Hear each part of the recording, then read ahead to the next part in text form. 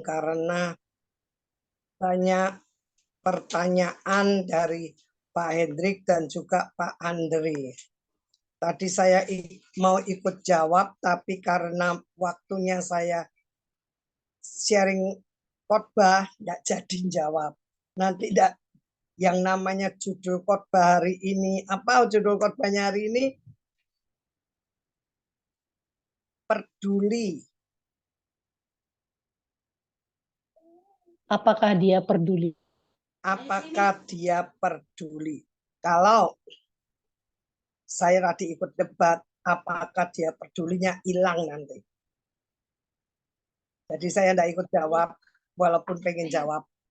Tapi nanti saya tidak ikut berdebat karena saya capek sekali, jadi langsung mau istirahat. Belum mandi masalahnya saya. Saudaraku yang kekasih, judul khotbah kita hari ini, kita peduli. Tuhan peduli. Jangan rame-rame. Oma mau khotbah. Kamu enggak boleh ngomong. Oke? Minum susunya. Ya, diam. Dari judul khotbah ini dikatakan, apakah dia peduli? Kita belajar dari sebuah luka yang sering kali terjadi dalam hidup kita. Baik itu luka karena baik itu luka karena masalahnya kita sendiri, ataukah masalahnya orang lain, ataukah kita dijolimin, ataukah kita dirugikan. Luka yang terjadi dalam hidup kita itu Tuhan izinkan untuk supaya kita makin melekat, makin mengerti kehendak dan rencana Allah. Kita pasti memiliki kenangan yang penuh luka dari kejadian yang cukup memilukan dalam hidup kita. Seperti dipisahkan dengan orang-orang yang terkasih dari mama papa kita, hubungan berakhir, atau dikhianati. Menerima perlakuan kasar, kata-kata kasar, menghadapi kejadian buruk, dan lain-lainnya. Kejadian yang terjadi seolah-olah tidak dapat ditolak. Memang akan selalu ada gesekan di antara hubungan kita dengan sesama manusia, siapapun. Seperti tadi Pak Andre dengan Pak Hendrik, kalau kita mau menjawab dengan kepala dingin, tidak ada masalah. Tapi kalau itu dalam hati kita merasa tersinggung, akan terjadi luka. Semua itu akan menumpuk. Semua rasa sakit hati, marah dalam hati itu akan menimbulkan satu kepahitan. Judul khotbah hari ini adalah apakah dia peduli. Seringkali manusia itu bertanya, Tuhan itu di mana? Masa nggak ngelihat kalau saya mendapatkan masalah ini? Tuhan nggak ngelihat. Masa Tuhan nggak tahu kalau saya mau mendapatkan masalah ini? Seringkali kita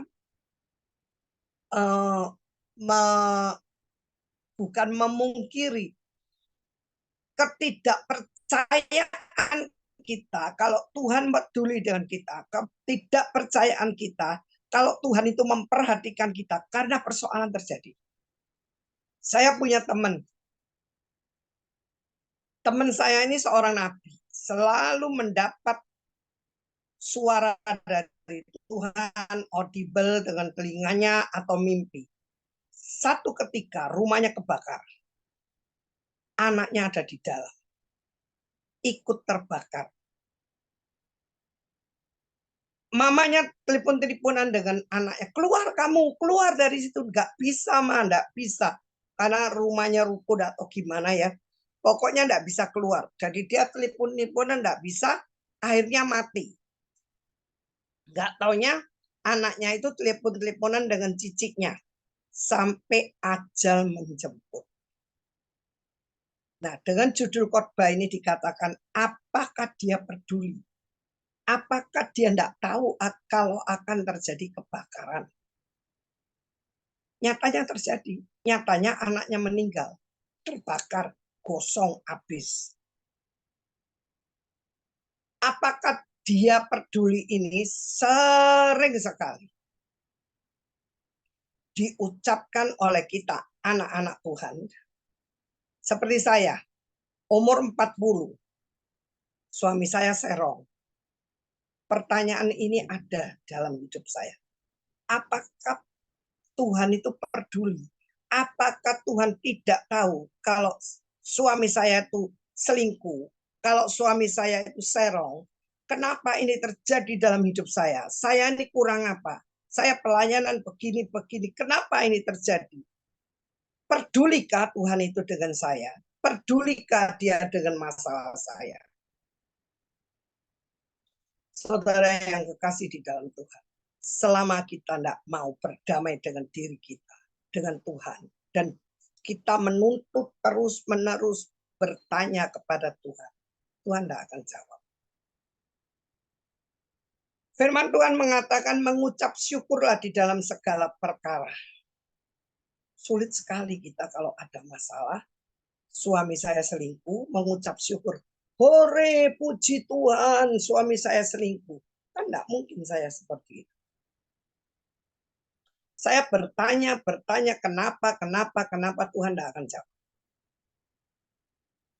Saya di gereja itu cari jawabannya. Sekolah minggu ikut, anak remaja ikut, pemuda ikut, kaum wanita ikut, umum ikut, doa puasa, semua saya ikut. Cari firman, terus. Kalau ada sesuatu firman Tuhan yang menguatkan saya aminkan. Amin.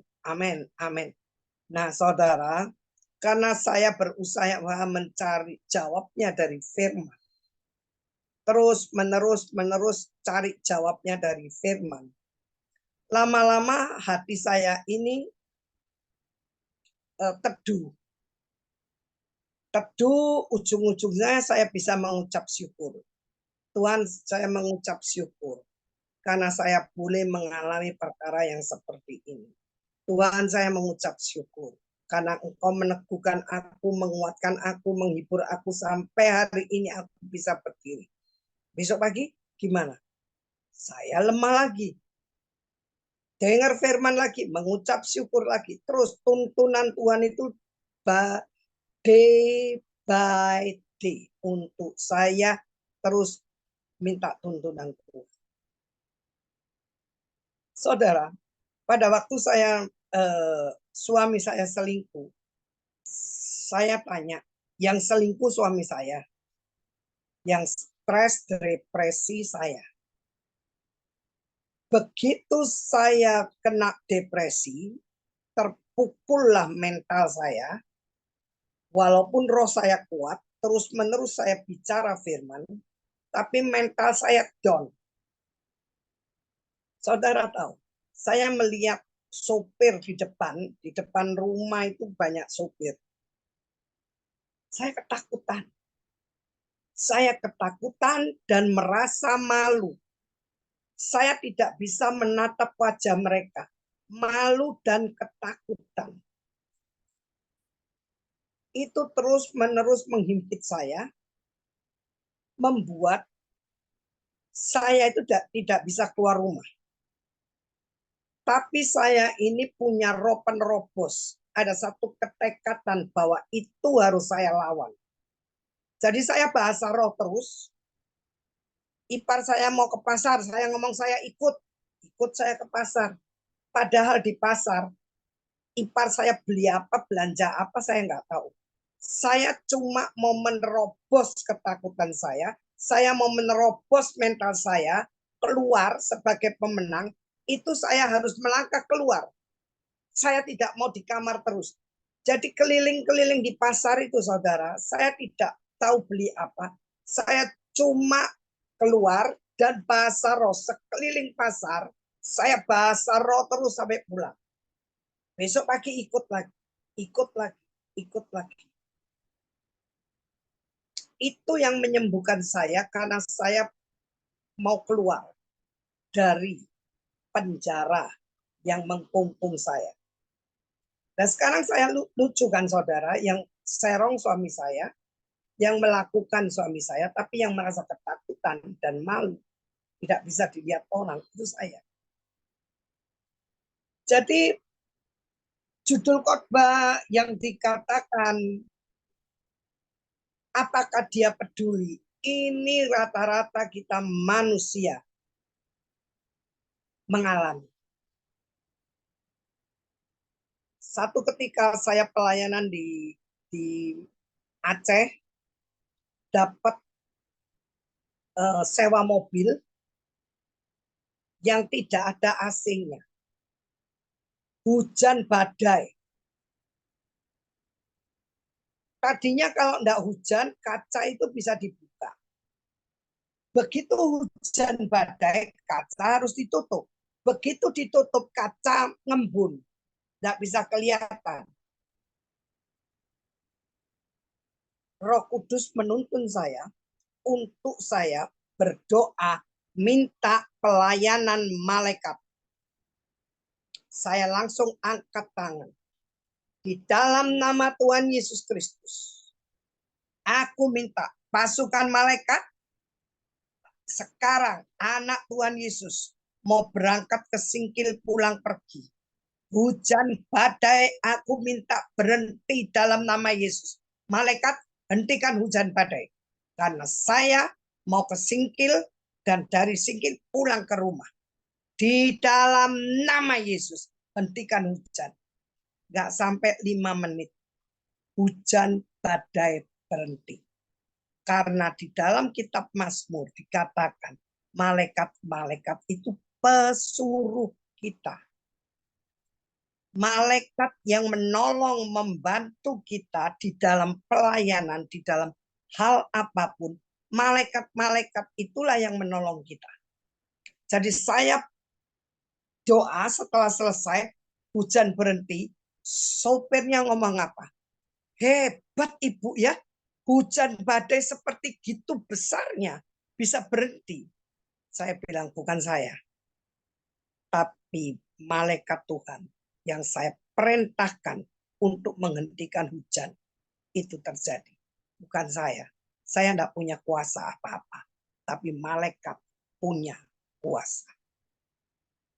Itu terjadi berkali-kali, saudara, untuk menghentikan hujan. Satu ketika saya mau ke Cirebon, ada satu acara yang harus ditembus dalam waktu 2,5 jam dari Jakarta. Hujan badai. Hujan badai di jalan tol itu sampai miring-miring begitu kena hujan badainya. Kita kalau ngebut kan takut. Ngebut. Gimana kalau celaka? Tapi yang nyopir sudah mulai ngebut, jalannya 175, 190. Saya melihat situasi keadaan itu, angkat tangan lagi.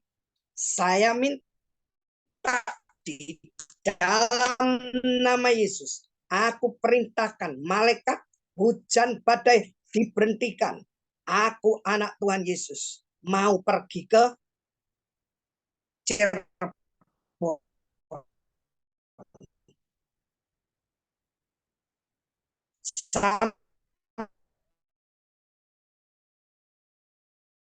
Sampai Cirebon, pulang Jakarta,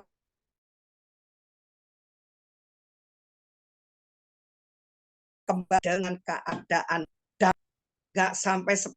Kamu nggak boleh turun, naik lagi. Yang nyopir itu dokter jantung. Wah, hebat sekali. Mami, ini mami doa eksekusi ini. Yang ini bahasa roh. Kita itu di mobil itu teriak-teriak. Akhirnya sampai di Cirebon dengan selamat. Kita harus tahu fungsi masing-masing. malaikat itu untuk apa? Roh Kudus untuk apa? Saya menghadapi satu masalah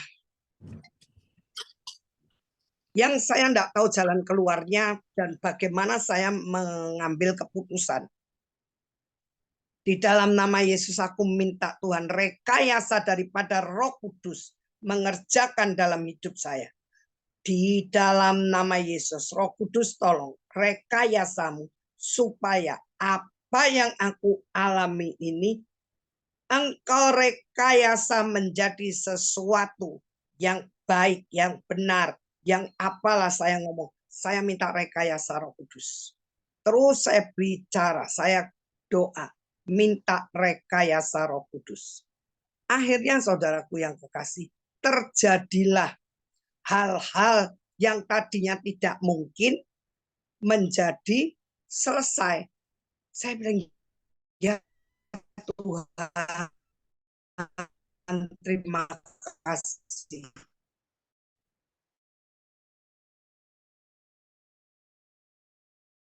Terima kasih dengan rekayasa Roh Kudus-Mu. Khotbah kita yang dikatakan apakah Tuhan peduli, apakah Dia peduli. Itu benar-benar kita harus menangkap, mengerti akan tujuan dan rencana Allah. Tujuan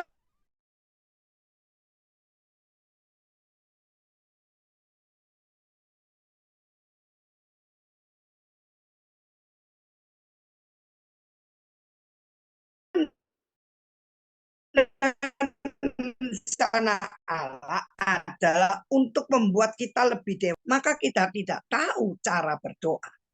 Saya punya keluarga. Saya ini berangkat dari Jakarta lama, sudah hampir 1 bulan. Saya pergi ke Jogja. Saya punya keluarga masalah karena kakaknya itu menolong adiknya yang kena stroke. Diobati sampai sembuh.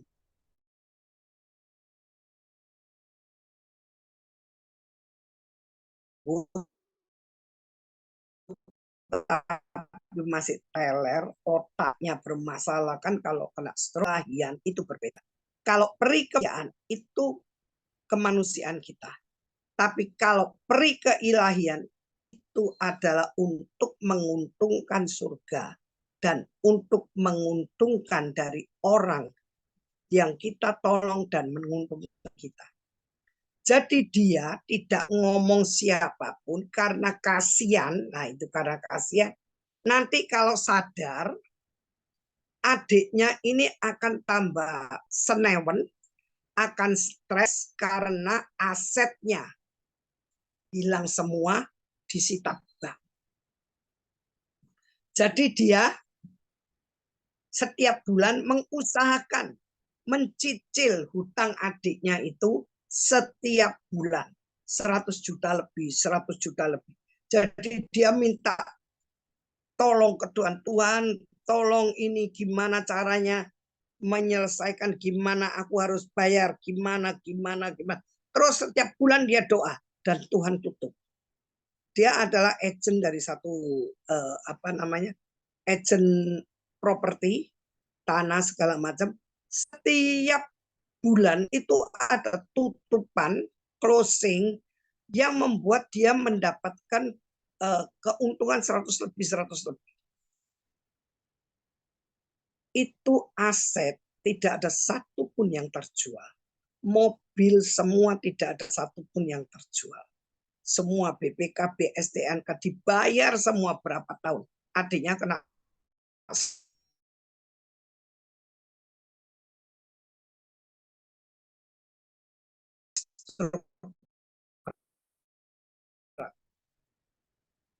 ada yang gosok ciciknya yang menguasai aset daripada punyanya dia.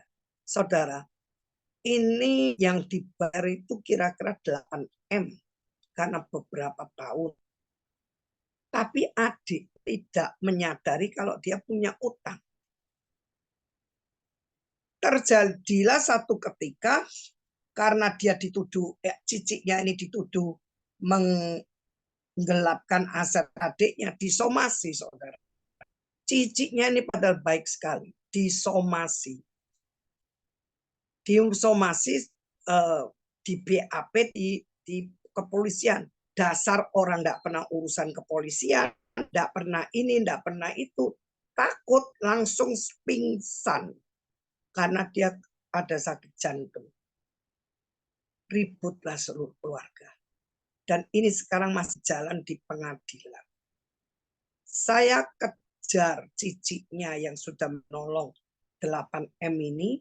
Dia mengerti firman, dia juga pelayan. Saya ngebelain ke Jogja untuk bisa ngobrol bersama-sama. Saya ngomong, kalau kamu bukan pelayan Tuhan, saya tidak akan kejar kamu. Tapi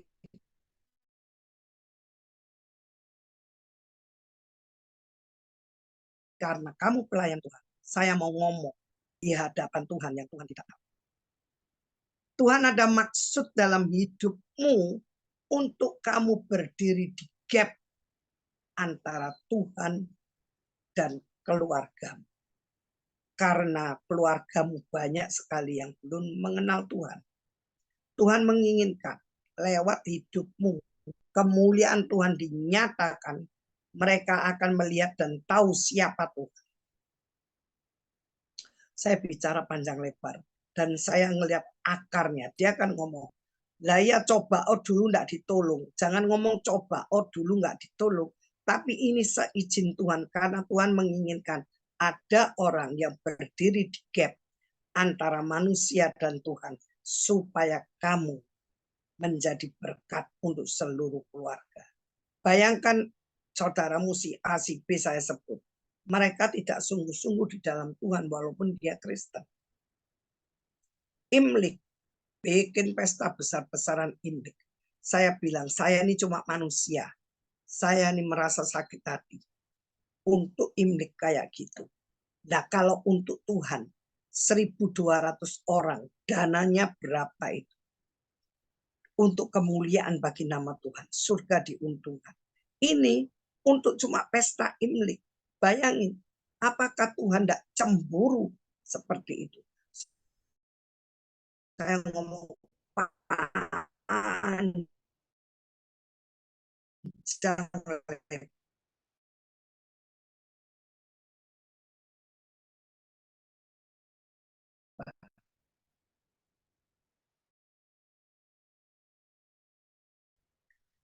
yang harus mendoakan. Ampuni, kamu mengasihi, kamu yang mendoakan adik. Perjuangan saudara saya ngomong itu. Tapi ini fakta, kebenaran seperti apa yang dikatakan Hendrik tadi. Kebenaran bahwa orang yang dilukai, orang yang memintakan ampun ke Tuhan, orang yang bisa mengasihi, maka persoalan akan cepat selesai. Saya ngebelain di Jogja itu 2 minggu, saudara. Supaya saya bisa ngobrol dengan dia. Karena kalau ngobrol di telepon kan tidak mungkin. Jadi saya datang ke sana. Saudara yang kekasih, kalau sekarang kita ngomong apakah dia peduli? Kok iso ya, Ci? Kok isa?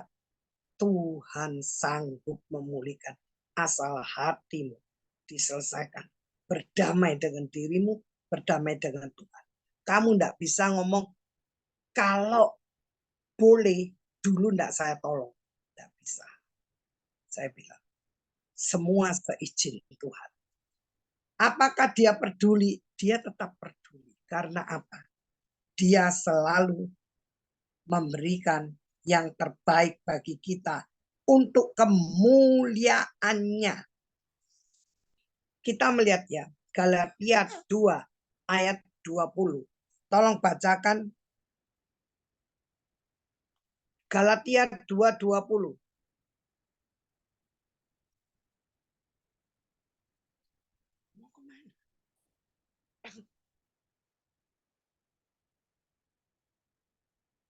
Galatia 2:20.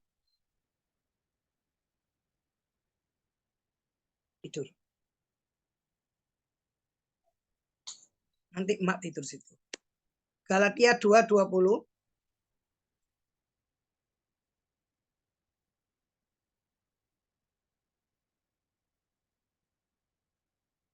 susunya dihabiskan.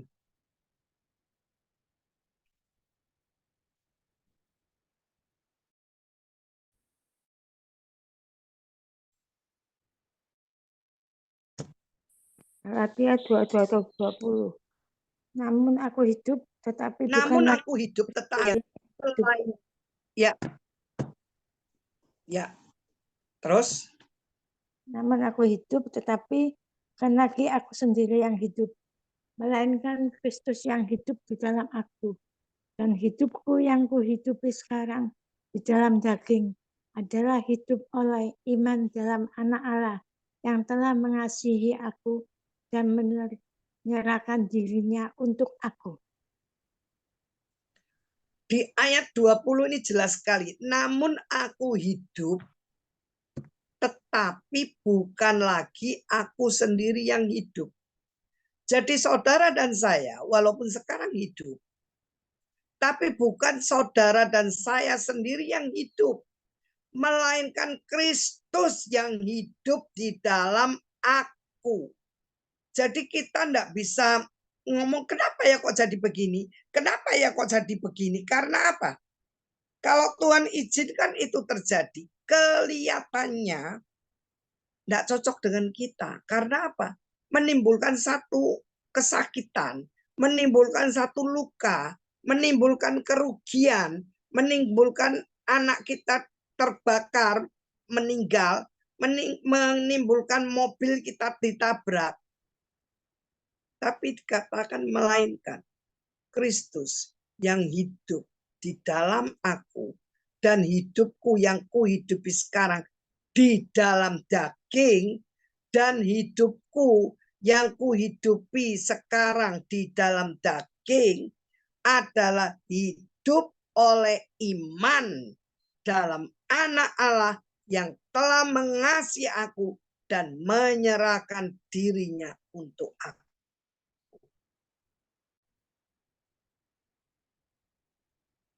Jadi adalah hidup oleh iman dalam Anak Allah yang telah mengasihi aku. Jadi dia mengasihi saya dan saudara dulu dan menyerahkan dirinya untuk saya dan saudara. Dia menyerahkan hidupnya sampai mati di kayu salib. Dia menyerahkan hidupnya sampai tetes darah penghabisan. Nah, sekarang saya ngomong dengan sepupu saya itu. Sekarang untuk kamu menyelamatkan keluargamu, kamu harus mengalami hal-hal seperti ini.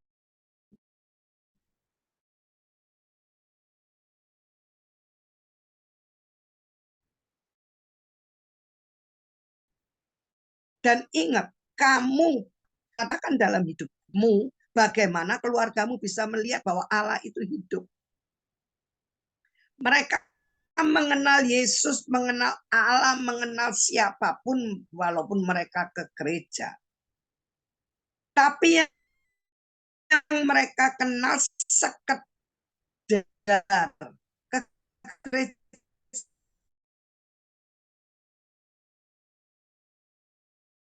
ya kapan?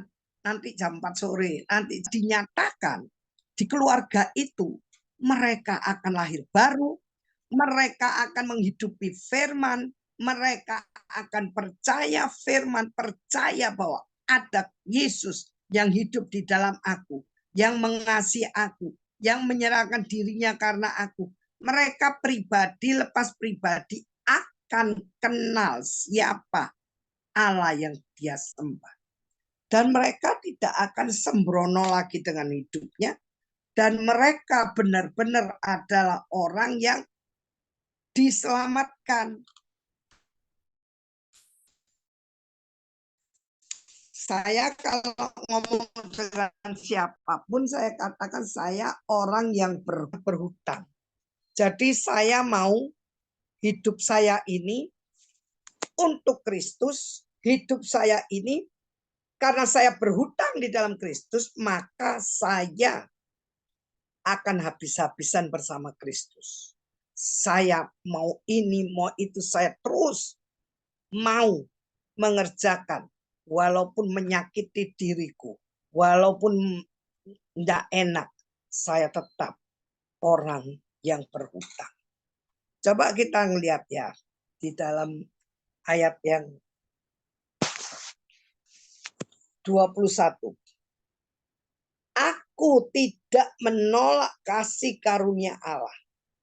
Kasih karunia Allah yang diberikan adalah keselamatan, sukacita, keajaiban, banyak hal yang diberikan kepada kita. Sebab sekiranya ada kebenaran oleh hukum Taurat, sekiranya ada kebenaran oleh hukum Taurat, maka sia-sialah kematian Kristus.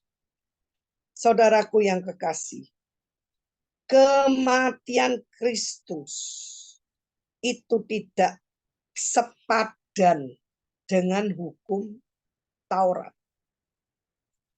Kematian Kristus itu menutupi semuanya, membayar semuanya apa yang ada di hukum Taurat. Sehingga kita percaya kepada Yesus Kristus, maka apa yang terjadi dalam hidup kita, kasih karunia-Nya, kekuatannya, kebenarannya, semuanya kita bisa nikmati. Kebenaran oleh hukum Taurat itu ditutup oleh kematian Kristus. Saudaraku yang kekasih dalam Tuhan, orang sebelum mengalami kelahiran baru, belum mengalami hal-hal, maka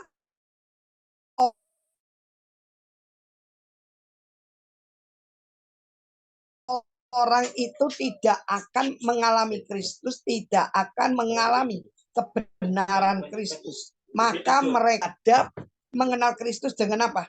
Dengan seenaknya. Ke gereja iya, nggak ke gereja ya. Karena apa? Karena dia mengenal Kristus seadanya, sebisanya, semampunya. Tidak mengenal Kristus dengan benar di dalam kedalaman hatinya. Kalau orang mengenal Kristus di dalam kedalaman hatinya, keinginan kerinduannya adalah supaya orang lain juga diselamatkan. Supaya orang lain tidak ada lagi perkataan apakah ia peduli, apakah Tuhan peduli, apakah Yesus peduli. Ya, Yesus peduli. Cuma di dalam segala persoalan itu Tuhan izinkan untuk memproses, membentuk kita, untuk menjadikan kita orang-orang yang dimenangkan oleh Kristus. Dan kita menjadi sepertiga bintang. Siapa sepertiga bintang? Kalau dulu dikatakan bintang jatuh, kita yang melayani menjadi bintang-bintang di langit. Jangan sampai kita jatuh. Nubuatan dari banyak orang sepertiga bintang akan jatuh. Itu siapa? Saudara dan saya sebagai hamba-hamba Tuhan. Kalau tidak memegang iman saudara dan saya dengan kuat, maka kita gampang jatuh, diombang-ambingkan dengan banyak masalah, dengan mengatakan apakah dia peduli, dengan banyak pencobaan, dengan banyak luka, banyak sakit yang menyebabkan apakah dia peduli. Saudaraku yang kekasih di dalam Tuhan, seperti tadi Pak Hendrik katakan, di dalam firman Tuhan itu banyak jawaban. Dengan kesabaran dan ketekunan, kita akan dapat keluar dari situasi itu. Cuma yang mengukur kesabaran, yang mengukur ketekunan untuk kita menang atau tidak, itu Allah sendiri. Kita tidak bisa ngomong, saya sudah berbuat ini, berbuat ini, berbuat ini. Kenapa ini terjadi? Yang mengukur adalah Tuhan sendiri, bukan kita. Amin. dan mengambil pelajaran yang berharga dari semua kejadian itu. Kita selalu dapat menarik pelajaran melalui setiap perkara yang kita alami. Kadang keadaan membiarkan kita merasa sakit untuk mengingatkan kita untuk lebih bersyukur dan juga mengajar kita untuk bertumbuh semakin kuat. Asalkan kita sendiri tidak mudah putus asa. Tadi saya waktu pulang naik satu taksi, saya tahu dia orang Islam, tapi dia bertanya, karena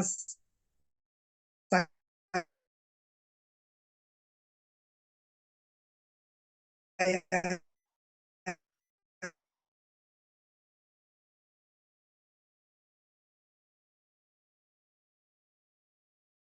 waktu itu ngobrol dengan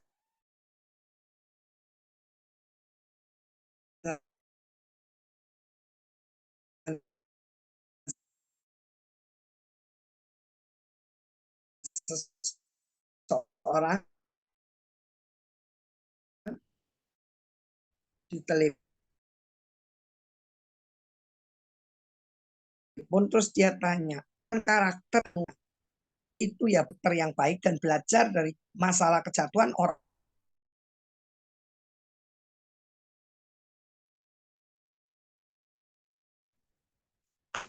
Kenapa kok mati? Kenapa Bu Ayu kok mati? Halo, halo, sudah dengar suara saya? Halo, Bisa, dengar Bu, bisa. suara saya? Dengar, Bu, Kenapa dengar. tadi mati? Dengar. Oke. Saya ngomong dengan sopir itu panjang lebar. Dia banyak tanya, saudara, pengajaran daripada firman Tuhan itu akan didengar oleh banyak orang, dilihat oleh banyak orang.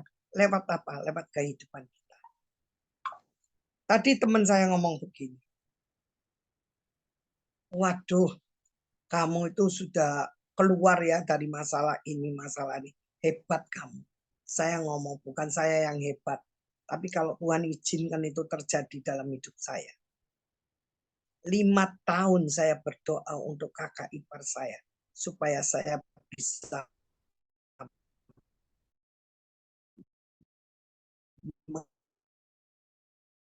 mengampuni. Supaya saya ada kemerdekaan. Saya ini dibawa dengan teman saya jalan-jalan di puncak yang ada vilanya. Ini loh Cik, villa ini. Oh ya, keliling.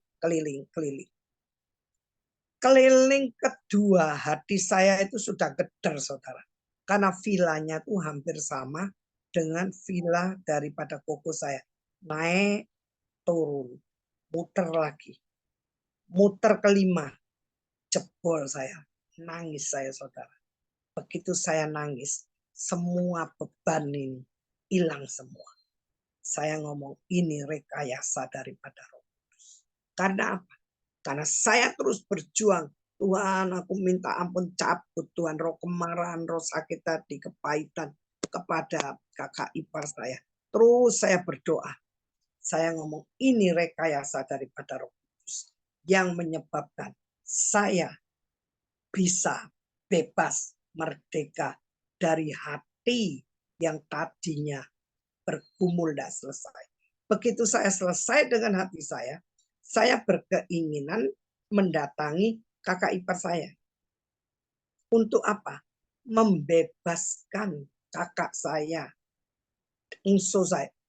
Membebaskan kakak ipar saya ini dari kutuk. Karena apa? Bukan haknya dijual. Itu punyanya papa mama saya.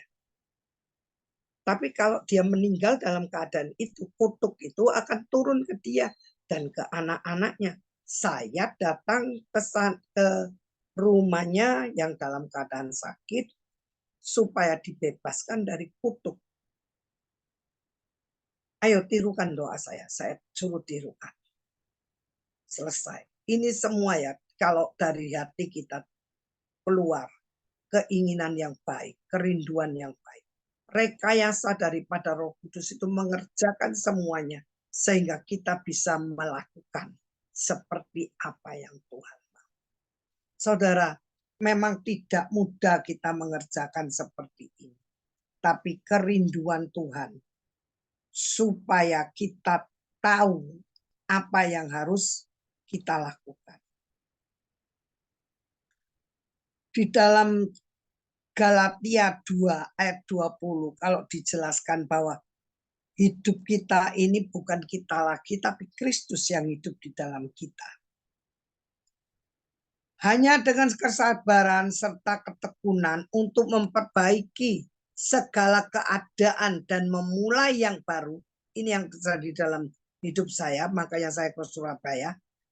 Serta sanggup mengubah luka yang kita alami menjadi berkat buat hidup kita maupun orang lain, dan sanggup mengubah sakit yang kita rasakan menjadi sukacita yang tidak terbatas. Ini kesakitan yang saya alami menjadi satu sukacita yang tidak terbatas. Baik untuk kakak ipar saya, baik untuk saya, maupun untuk anaknya. Anaknya saya ajak ngomong dulu. Ini yang mau saya lakukan. Dia bilang, iya betul, betul. Jadi kita mau mengerjakan sesuatu, kebenaran. Kita kembali kepada firman, apa yang kita lakukan benar atau salah. Begitu kebenaran yang kita bagikan iya dan amin, saya sampaikan ke anaknya. Saya ngomong dengan kakak ipar saya. Itu semuanya selesai. Saya ngomong, sudah tidak perlu nangis lagi. Kamu sudah merdeka. Kamu sudah lepas dari rasa bersalah yang menghimpit dirinya itu. Saya ngomong, sudah bebas. Sudah jangan menangis lagi. Siapa yang dilukai, dia yang menyelesaikan, dia yang mengerjakan, itu menjadi satu kekuatan yang ajaib. Saudara, dia peduli, benar-benar dia peduli dengan situasi, kondisi yang terjadi. Di dalam Lukas yang tadi diberikan oleh Bu Ayu, Lukas berapa Bu? Matius 6.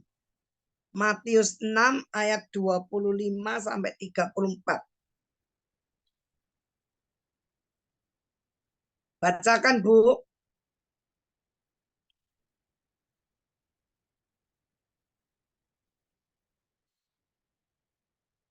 Matius 6 ayat 25 sampai 34.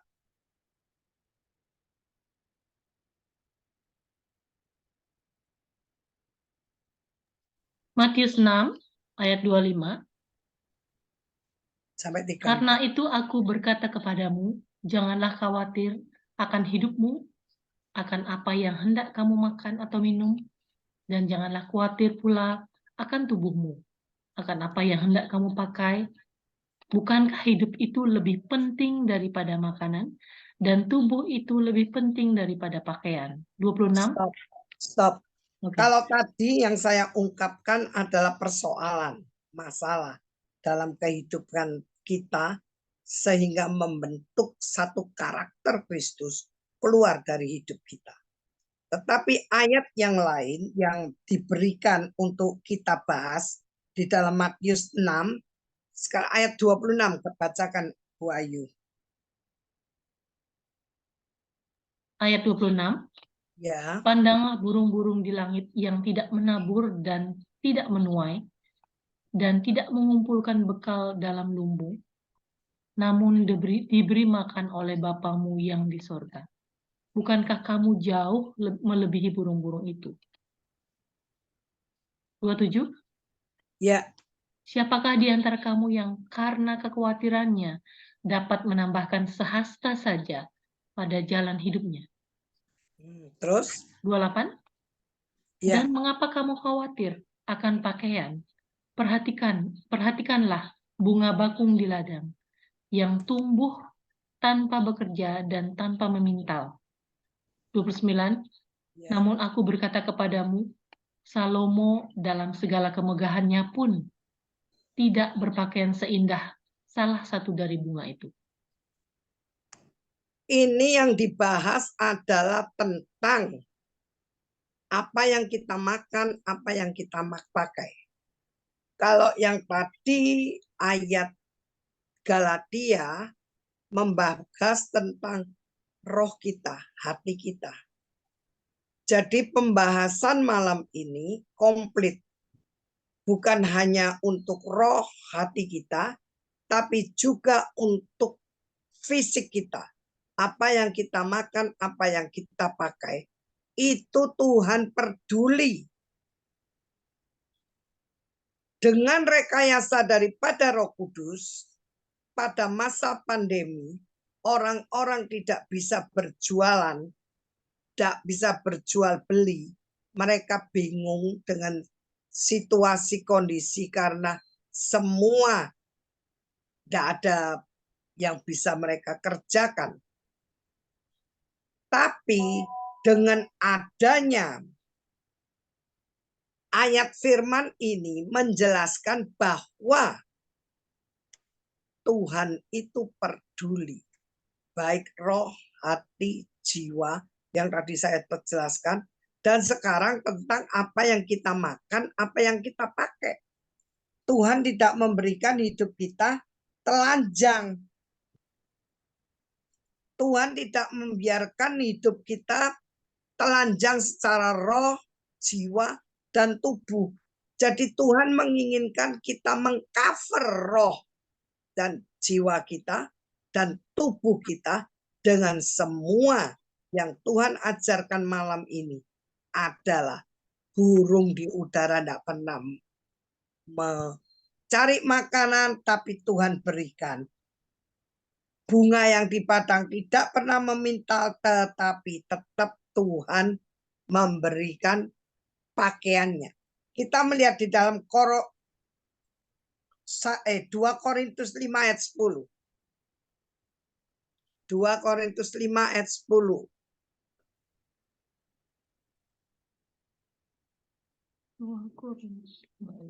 2 Korintus 5 ayat 10.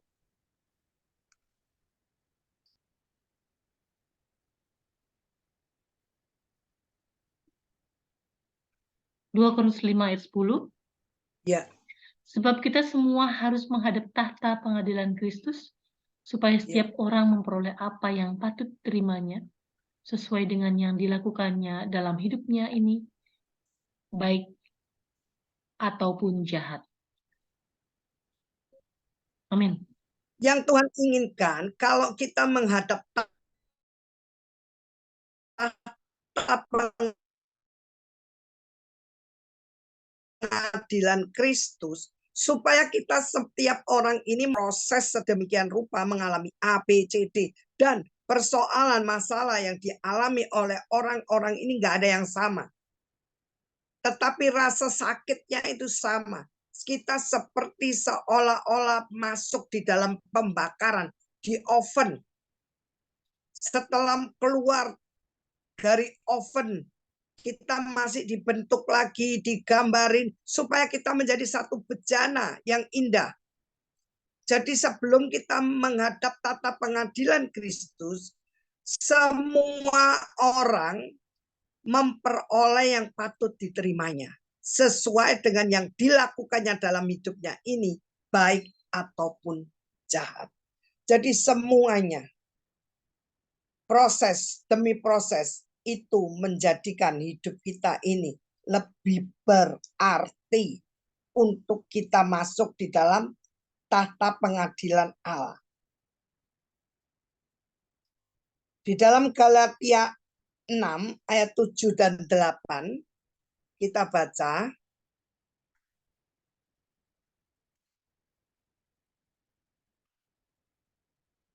Ayat 7 dan 8. Bacakan, Bu.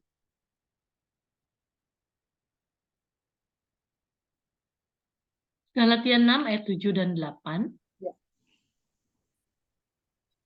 Jangan sesat.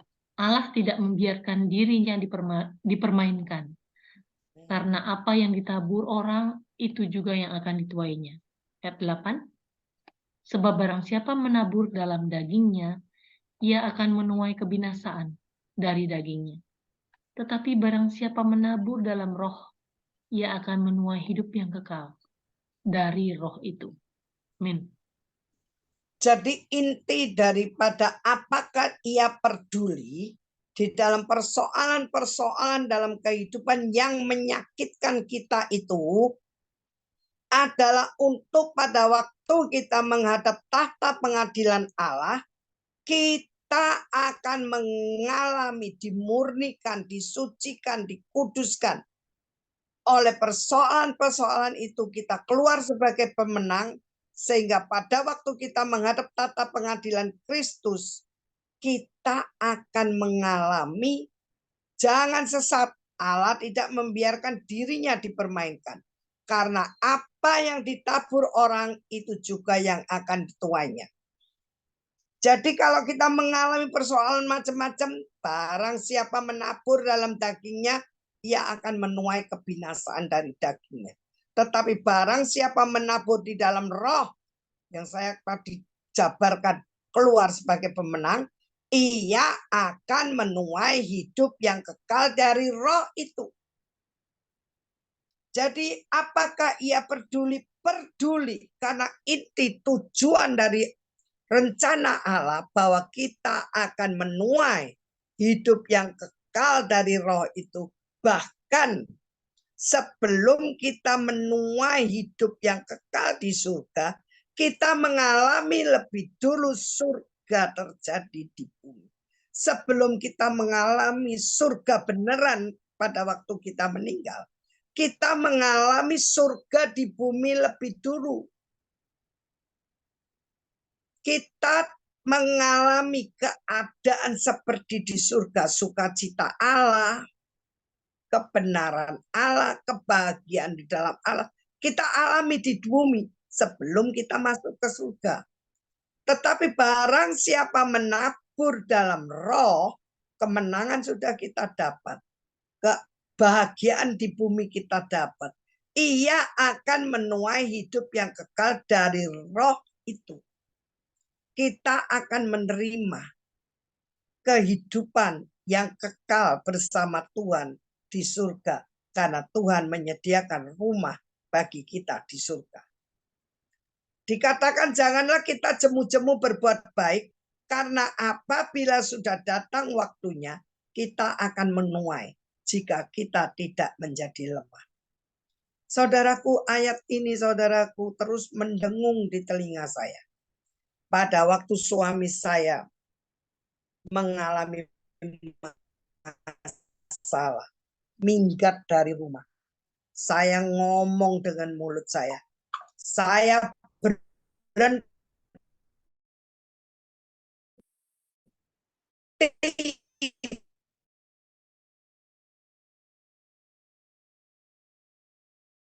berbuat baik.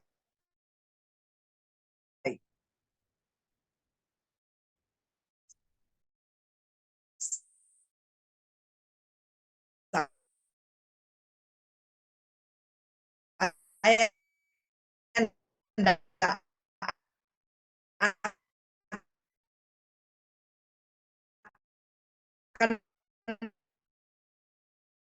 menolak.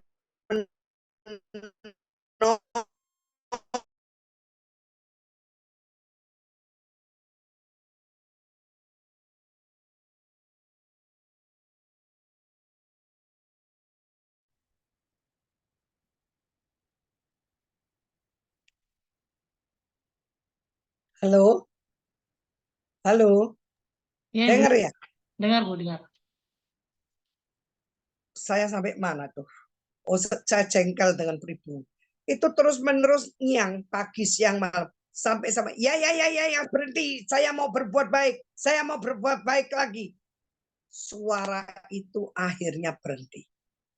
Saudara, kalau kita sudah dalam kebenaran, hidup dalam kebenaran, terus kita kena masalah yang membuat mulut kita ini mengatakan sesuatu yang tidak nyaman.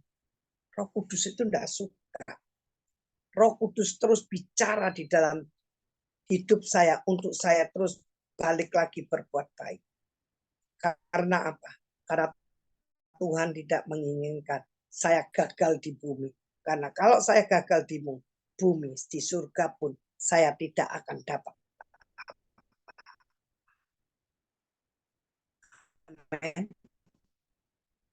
Semua proses itu menyebabkan kita mengalami yang terbaik dan kalau bersama Tuhan. Kalau bersama Tuhan kita akan mengalami lagi, walaupun sudah gini ngalami lagi, terus itu akan kita alami. Kita melihat di dalam Efesus 4 ayat 11 sampai 13.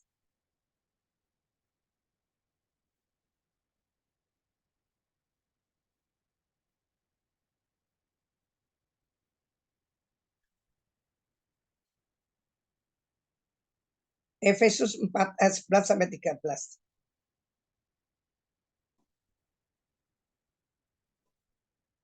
Efesus 4 ayat 11 sampai 13.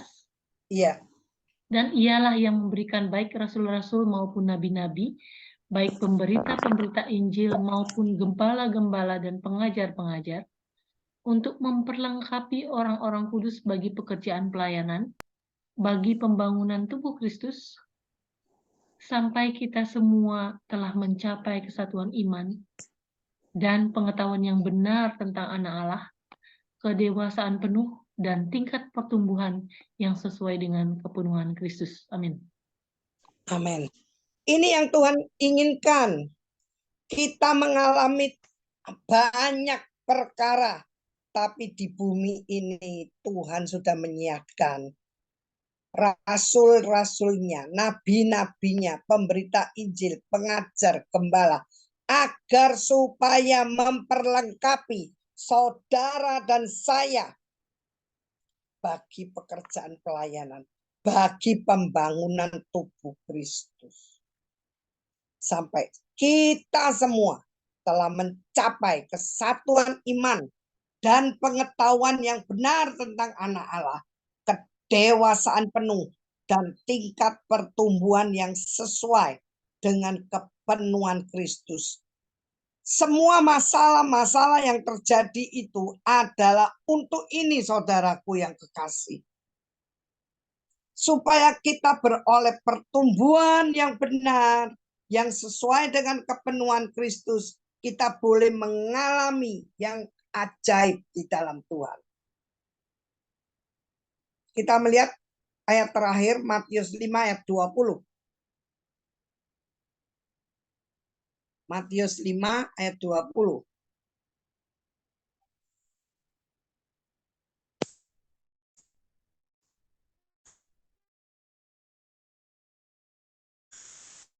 Matius 5 ayat 20. Maka aku berkata kepadamu, jika hidup keagamaanmu. Matius 5 ayat 20. Matius 5 ayat 20. Oke. Maka aku berkata kepadamu, jika hidup keagamaanmu tidak lebih benar daripada hidup keagamaan ahli-ahli Taurat dan orang-orang Farisi, sesungguhnya kamu tidak akan masuk ke dalam kerajaan surga. Amin. Saudaraku yang kekasih, kita melihat iman kita masing-masing. Firman Tuhan mengatakan, jagalah hatimu dengan segala kewaspadaan. Kalau hidup keagamaan kita tidak lebih benar daripada hidup keagamaan ahli-ahli Taurat dan orang Farisi, kita tidak akan masuk dalam kerajaan surga. Semua persoalan-persoalan yang kita hadapi itu untuk menguntungkan kita. Selama kita di bumi, kita diproses, kita dimurnikan, kita dibuat banting-banting lah istilahnya. Tapi ujung-ujungnya kita memperoleh hidup yang kekal. Tetapi kalau hidup keagamaanmu secara jasmani, orang melihat bahwa kita kelihatannya benar, kelihatannya kudus, padahal kudisan, tidak menjadi pelaku firman, menjadi cemuan bagi orang, hidup perzinaan jalan terus, mabuk jalan terus, narkoba jalan terus, jangan harap kita bisa masuk dalam kerajaan surga. Masing-masing diri lihatlah hidup keagamaan.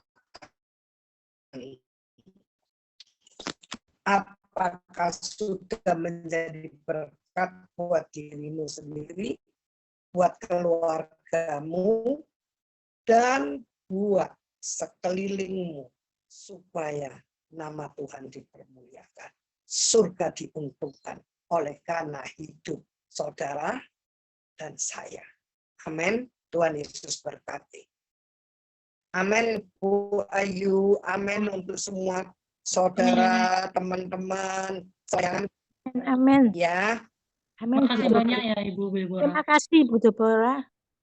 Ya sayangku, siapa ini yang tadi ngomong terima kasih? Ahong. Ibu Sri ya?